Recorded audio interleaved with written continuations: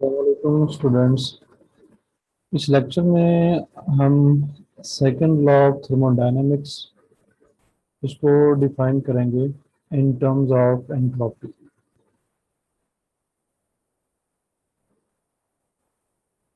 Entropy क्या है ये हम प्रीवियस लेक्चर्स के अंदर जो है वो देख चुके हैं।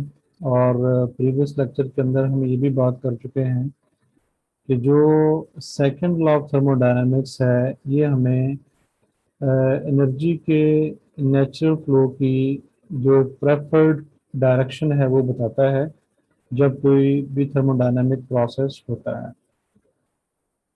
तो इसको in terms of entropy describe करने के लिए हम एक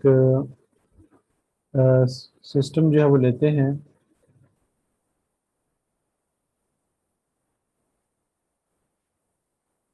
जैसा कि इस डायग्राम के अंदर जो है वो दिखाया हुआ है आपको। तो इसमें हमारे पास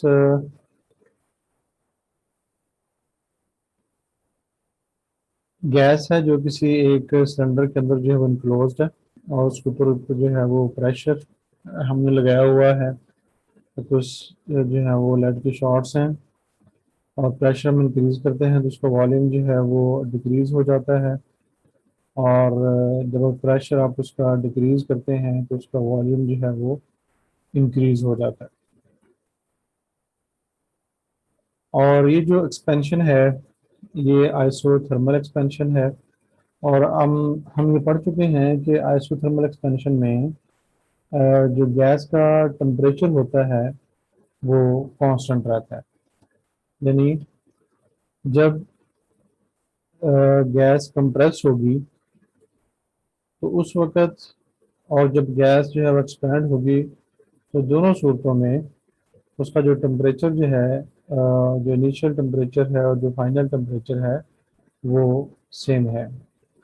तो इसमें आप ये देख लें कि हमारे पास फर्ज कर लें कि एक राइजर वायर है, और जब हम इसका प्रेशर जो है वो डिक्रीज करते हैं तो ये एक्सपैंड होता है, इसका पिस्टन जो है प्रॉपर मूव करता है। तो पीछे हम ये बात कर चुके हैं कि जब गैस जब एक्सपैंड होती है तो उसके टेम्परेचर में कमी आती है, और उस कमी को पूरा करने के लिए रेजरवायर से हीट जो है हमारे हमारे सिस्टम में जो है वो दाखिल होती है, जिसकी वजह से इसके जो टेम्परेचर जो है वो कांस्टेंट रहता है, और इसलिए हमने इसको आइसोथर्मल प्रोसेस, आइसोथर्मल एक्सपेंशन जो कहा है।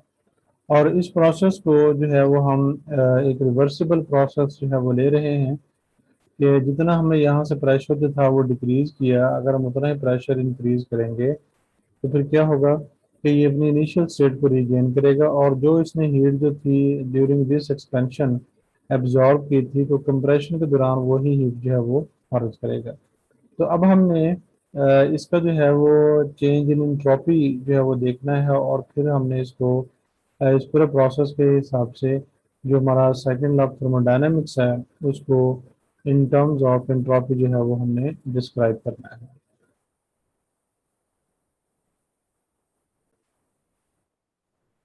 तो फिगर 24.6 में हमने रिवर्सिबल एक्सपेंशन की जो है बात की है, फ्रॉम ए टू बी, जो कि आपको डायग्राम में नज़र आ गया होगा। और इसमें हमने देखा कि the change in the entropy of the gas is positive, क्योंकि ड्यूरिंग एक्सपेंशन जो है जो हीट थी वो हमारे सिस्टम में दाखिल होती थी। तो अब हम चूंकि हमारा जो सिस्टम है वो रिजर्वायर के साथ इंटरेक्ट कर रहा था, तब हमने पूरे जो सिस्टम है उसकी इंट्रोपी जो है वो अब देखनी है। जैसा कि आपने फिगर में देखा कि हमारा ये जो सिस्टम है वो दो हिस्सों पर मुश्तमिल है, गैस प्लस रेजरवायर। तो अकेली गैस नहीं है, क्योंकि वो इंटरेक्ट कर रहा है रेजरवायर के साथ से, तो हम रेजरवायर से हमारी हीट जो है वो ले रहा है या हीट जो है वो दे रहा है। तो हमारा सिस्टम जो है वो दो चीज़ों पर जो है वो मुश्तमिल है, यानी रेजरवायर भी हमारे सिस्टम का जो है वो हिस्सा है। तो if the process that was shown in figure goes from B to A, heat Q moves from the gas to the reservoir। यानी हमने उस डायग्राम के अंदर देखा था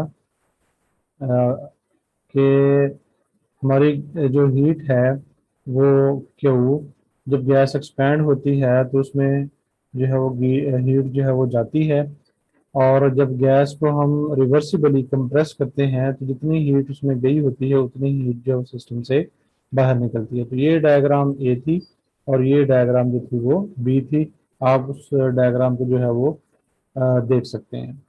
तो अब हम चूंकि इसको रिवर्सिबली देख रहे हैं, लिहाजा जब हम बी स्टेट से ए स्टेट में दोबारा वापस आते हैं तो इतनी जो हीट सिस्टम ने रिजर्वायर से ली थी, वो ये वाली हीट जो है सिस्टम को रिजर्वायर को जो है वो वापस कर देता है। तो अब हमने इस प्रोसेस के दौरान जो इंट्रॉपी की चेंज है वो निकालनी है। तो पहले हम बात करते हैं change in entropy for gas.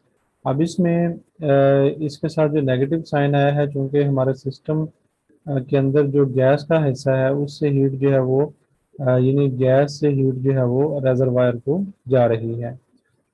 तो जब सिस्टम से गैस से हीट निकलती है तो फिर हमारे पास हमें पता है कि नेगेटिव साइन आता है, और गैस से जो हीट निकल रही है वो रेजरवायर में जा रही है, तो जिसकी वजह से यहाँ पर जो है वो पॉजिटिव साइन आया है। तो हीट चूंकि एब्सोल्यूट वैल्यू है, मतलब ये हमें अमाउंट बता रही है, लिहाजा ये पॉजिटिव होगी। तो हम बात करें बेसिकली इंट्रॉपी की, कि अगर हीट जो है वो जा रही है गैस से तो इंट्रॉपी नेगेटिव, इंट्रॉपी में चेंज नेगेटिव है।